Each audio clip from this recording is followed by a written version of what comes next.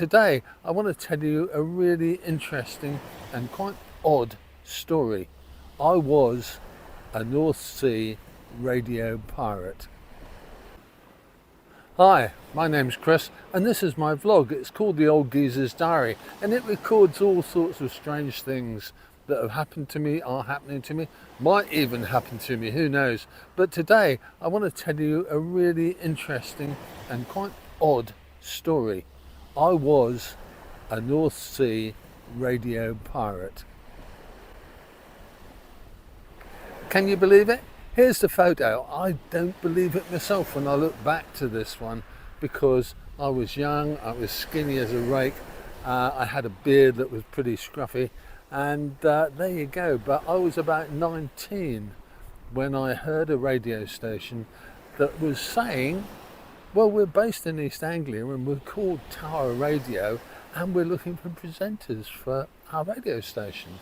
It was a very small station, otherwise it wouldn't have been asking for people to go and be presenters.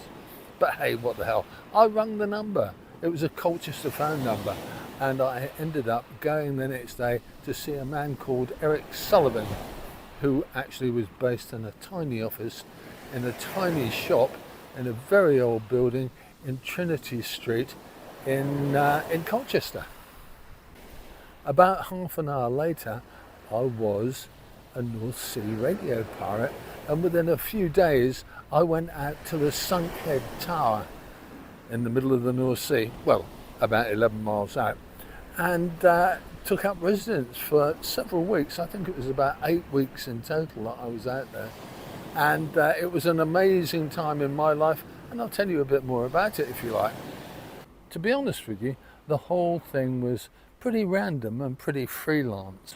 I went home, I told my mum, can you pack me up a few bits of clothes and stuff? I'm going away, I'll probably be a couple of weeks. I don't know what it's going to be like, I have no idea where I'm going, but this is what's happening. And she said, are you sure you'll be all right? And I said, yeah, I think so, as you do when you're 19, don't you? And a couple of 3 days later, I was at Harwich and I got aboard a little fishing boat run by a man called Billy Bennett, who was a local fisherman. I think his family are still there in Harwich. And he worked on a freelance basis for Eric Sullivan, the boss of Radio Tower, and he took us out to the tower. It was about 11 miles offshore, which is quite a little chug for a little boat like that. I guess it took us an hour and a half or maybe a couple of hours to get there. And when we got there, what we saw before us was a Royal Marine, I think, boarding ladder. It was about a foot wide. The steps of it were pretty far apart, and it must have been around low tide, because it was about 25 feet from the deck of Billy's boat up to the top of the tower, or up to the deck of the tower. It's quite a scary thing, and I'm not good with heights, but I climbed up there, forced myself because I didn't have any choice, and there I was aboard the tower. It was a strange experience. At the time when I went aboard with a couple of other people, that was Bill Rollins and a man called Dave Simpson, who we later called Dynamite Dave. When we did that, when we went aboard, there were a couple of riggers on board, and they were all there were. That was John Bolter, who was a lovely chap who I still know somewhat, and Terry Lambert, who I haven't been in touch with for 60 years. So there you go, we went aboard, we joined them. There was me, Dave Simpson and Bill Rollins as the broadcasting staff, and apparently the transmitter and the generators were all working, so we could run programs. What did we do? We ran programs. It was a very low-powered operation, but quite a lot of people heard us, I think, and we ran from about 8 o'clock in the morning till about 6 or 7 at night, which for 3 of you is quite a big commitment, really. It's a bit of work, but we did this for several weeks, I think 3 or 4, until the whole damn thing conked out again. One of the things that Radio Tower had constant problems with was money. Didn't have enough. In those 3 or 4 weeks, we had no supply visits. We had literally nothing. And we just carried on. We did the shows until the kit broke down, and then we stopped. I'd say we were an odd, assorted bunch. The 2 riggers, John and Terry, kind of knew their stuff. They knew what they were doing, and they knew how to fix the motors, and they knew roughly what to do with the transmitter if it wasn't working properly. I don't know whether they actually knew or whether they kind of made it up as they went along, but by and large they got it all done. As far as the rest of us were concerned, well, I think Bill Rollins was the only guy with any, I think you'd have to call it professionalism, but he hadn't really done broadcasting before, but he was very ambitious and he wanted to do it, and he could do it. He tried and he made it work. He showed me what to do and I kind of busked it along and kind of did all right.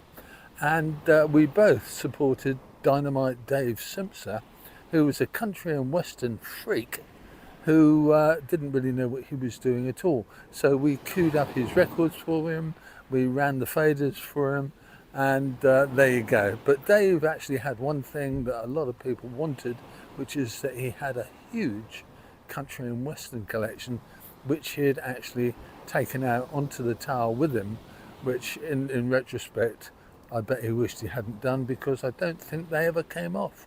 I'm not sure. But there you go. But we managed to get out programs. We managed to get, apparently later we discovered, we managed to generate an audience of sorts, because they got letters and postcards in the office. Well, obviously we never saw those because we never had any supply visits. No one came to see us. No one brought us anything. So we were kind of busking along, coping with what we had. Then, of course, when all the equipment went south, we literally had nothing much to do. And what happened after that was that finally a supply boat came out. The excellent Billy Bennett came out again.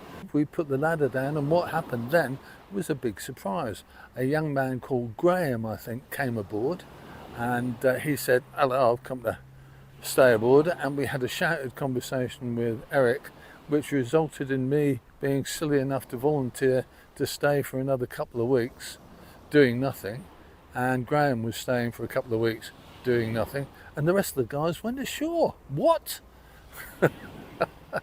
And that was quite a moment from my point of view. I kind of committed to doing it, and like a madman, and I was stuck out there for another 2 or 3 weeks, I suppose.